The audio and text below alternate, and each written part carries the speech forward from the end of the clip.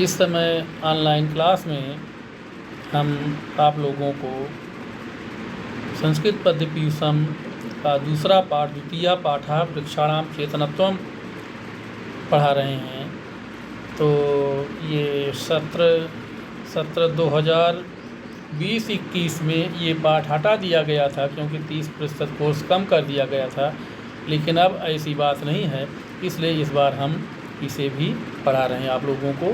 तो ये वृक्षाणाम चेतनत्वम आपकी राजीव प्रकाशन किताब में पेज नंबर 50 पर है और स्क्रीन पर भी आप देख सकते हैं। तो देखिए ये चौथा श्लोक, इस भरद्वाज ऋषि भृगु ऋषि से कह रहे हैं। भरद्वाज उवाच पंचभिर यदि भूतस्तु युक्ता स्थावर जंगमाः स्थावराणां न दृश्यन्ते शरीरे पंच धातवः। इसका शब्द विभाग देखिए बच्चों। पंचभिः यदि भूतैस्तु युक्ताः स्थावर जंगमाः स्थावराणां न दृश्यन्ते शरीरे पंच धातवः। तो बच्चों इसका अन्वय देखिए आपकी किताब में पेज नंबर 64 पर है। चौथा श्लोक का अन्वय देखिए। यदि स्थावर जंगमाः पंचभूतैस्तु युक्ताः सन्ति तर्हि स्थावराणां शरीरे पंचधातवः किं न दृश्यन्ते। यहाँ पर भरद्वाज ऋषि अब प्रश्न कर रहे हैं। कह रहे स्थावर यदि स्थावर जंगमाः, यदि स्थावर माने स्थिर रहने वाले यानी वृक्ष यानी जो जड़ जिन्हें कहा गया है, तो यदि स्थिर रहने वाले और जंगमाः माने चलने वाले, ये सभी पंचभूतैस्तु युक्ताः, यदि ये सभी पांच महाभूतों से पंचभूतैस्तु युक्ताः, पांच महाभूतों से युक्त हैं, संति माने हैं, तर्हि माने तो स्थावराणाम शरीरे पंच धातवा किम न दृश्यन्ते। तो स्थावराणाम माने स्थिर रहने वाले यानी जो जड़ हैं यानी वृक्ष जो हैं जिनमें जड़ें होती हैं, तो स्थावराणाम माने इन जड़ों के शरीर में यानी वृक्षों के शरीर में, शरीर माने शरीर में पंच धातवा पांच धातुएं किम न दृश्यन्ते क्यों नहीं दिखाई देती हैं। यानी कि कान, नाक, जीभ, त्वचा और आँख, ये सब पांच चीज़ें, पांच धातुएं इनके शरीर में क्यों नहीं दिखाई देती हैं। फिर से एक बार देखिए। यदि स्थावर जंगमाः पंचभूतैस्तु युक्ताः, यदि स्थावर यानी वृक्षों में, स्थावर यानी वृक्षों में और जंगमाः माने चलने वालों यानी जड़ और चेतन, ये सभी यदि पंचभूतैस्तु युक्ताः पांच भूतों से युक्त है, पांच महाभूतों से युक्त है तर्हि माने तो स्थावराणाम शरीरे माने ये जो जड़ हैं या वृक्ष हैं जो इनके शरीरे माने शरीर में पंच धातवा किम न दृश्यन्ते, पांच धातुएं क्यों नहीं दिखाई देती हैं। अब अगला श्लोक देखिए बच्चों। पांचवा श्लोक। अनुष्माणाम अचेष्टानाम घनानां चैव तत्वतः वृक्षाणां नोपलभ्यन्ते शरीरे पंच धातवः। तो इसका शब्द विभाग देखिए। अन ऊष्माणाम अचेष्टानाम घनानां च एव तत्वतः वृक्षाणां न उपलभ्यन्ते शरीरे पंच धातवः। तो बच्चों ये हो गए इसका शब्द विभाग। अब अन्वय देखिए पेज नंबर 64 पर अन्वय देखिए पांचवें श्लोक का।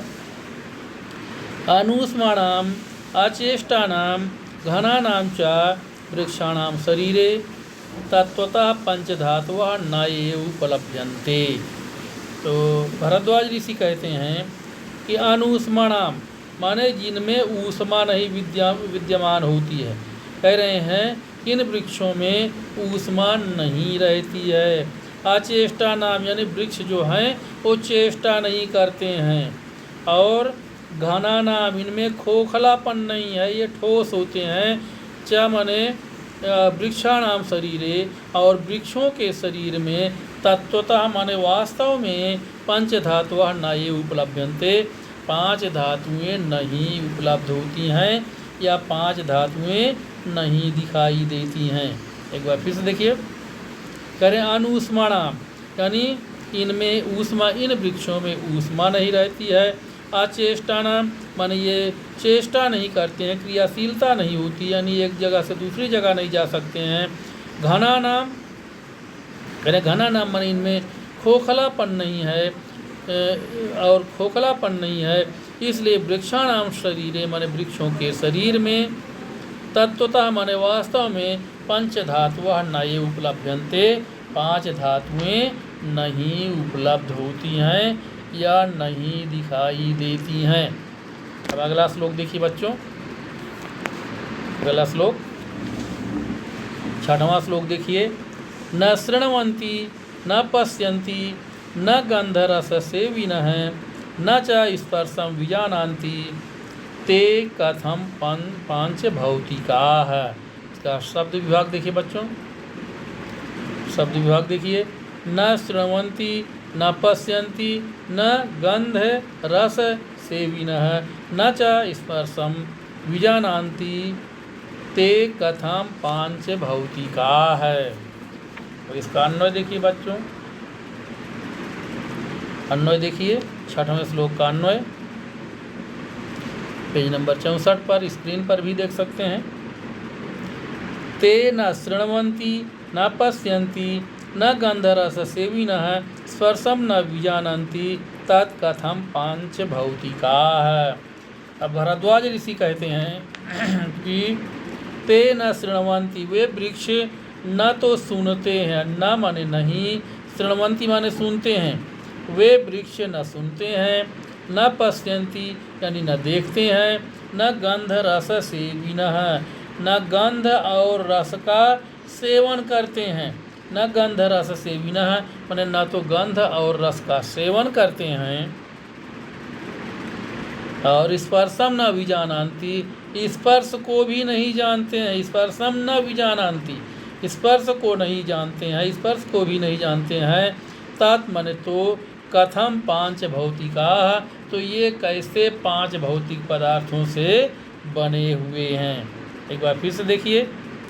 ते न शृण्वन्ति, वे यानी वृक्षों के बारे में कह रहे हैं भरद्वाज ऋषि कि वे न तो सुनते हैं, ते न शृण्वन्ति वे न सुनते हैं, न पश्यन्ति न तो देखते हैं, न गंध रस सेविनः न गंध और रस का सेवन करते हैं, स्पर्शम न विजानान्ति और स्पर्श को नहीं जानते हैं, तत्मन इसलिए कथम पांच भौतिकाः, तो वे कैसे पांच भौतिक पदार्थों से बने हैं।